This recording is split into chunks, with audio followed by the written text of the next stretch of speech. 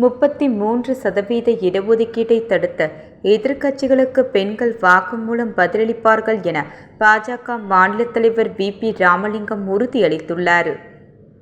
புதுச்சேரி பாஜக தலைவர் வி.பி. ராமலிங்கம் வெளியிட்டுள்ள அறிக்கையில், ஏப்ரல் 16 மற்றும் 17 ஆகிய தேதிகளில் பாராளுமன்றத்தில் நடந்த விவாதங்கள் நாட்டின் ஜனநாயக எதிர்காலத்திற்கும் பெண்களின் பங்கேற்புக்கும் மிகவும் முக்கியமானவை.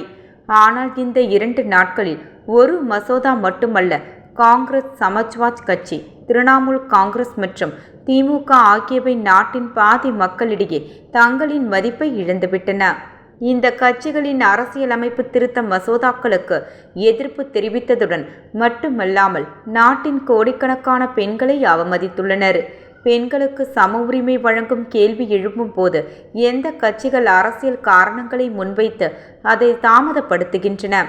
பல ஆண்டுகளாக பெண்களை பாராளுமன்றம் மற்றும் சட்டமன்றங்களிலிருந்து விலக்கி வைக்கும் முயற்சிகள் இப்போது வெளியிடப்பட்டுள்ளன. இந்த கட்சிகள் நாயகத்தை பாதுகாப்பது போல் நடிக்கின்றன. ஆனால் உண்மையில் பெண்களின் உரிமைகளை மறுத்து ஜனநாயகத்தின் அடிப்படையில் உணர்வையே பாதிக்கின்றன. பிரதமர் இந்த நிலைப்பாட்டை எதிர்த்து, இது அரசியல் செய்வதற்கான நேரமல்ல, நாட்டின் நலனுக்காக முடிவு வழங்குவது அவர்களின் இயல்பான உரிமை என்றும், இதை எடுக்க வேண்டிய தருணம் என்றும், பெண்களுக்கு பங்கு பல ஆண்டுகளாக எதிர்க்கட்சிகள் தடுத்து வந்தன என்றும் அவர் கூறினார். அனைத்து கட்சிகளும் ஒன்றிணைந்தால் இது அரசியல் விஷயமாக இல்லாமல் நாட்டிற்கு நன்மை தரும் என்று அவர் வலியுறுத்தினார். முன்னதாக நாரி சக்தி வந்தனா சட்டத்திற்கு ஆதரவு அளித்திருந்த எதிர்க்கட்சிகள் தற்போது அதை செயல்படுத்த வேண்டிய நேரத்தில் தங்களின் உண்மையான நிலைப்பாட்டை வெளிப்படுத்தியுள்ளன.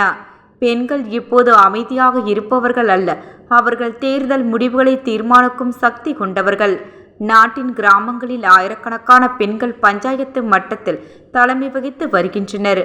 அவர்கள் பாராளுமன்றம் மற்றும் சட்டமன்றங்களில் பங்கு பெற தயாராக உள்ளனர். இந்த வாய்ப்பை தாமதப்படுத்துவது சமூக மற்றும் ஜனநாயக முன்னேற்றத்தை தடுக்கின்றது.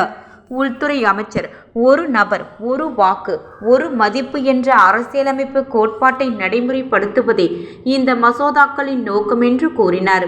இதனால் பிரதிநிதித்துவத்தில் சமநிலை இல்லாத நிலை உருவாகியுள்ளது. எதிர்க்கட்சிகள் செயல்முறையை எதிர்க்கவில்லை, அவர்கள் பெண்கள் இடஒதுக்கீட்டை எதிர்க்கின்றனர் என்பதே உண்மை. வரலாற்றில் பெண்களின் உரிமைகளுக்கு எதிராக இருந்த கட்சிகள் இப்போது சமத்துவத்தை ஏற்க முடியவில்லை.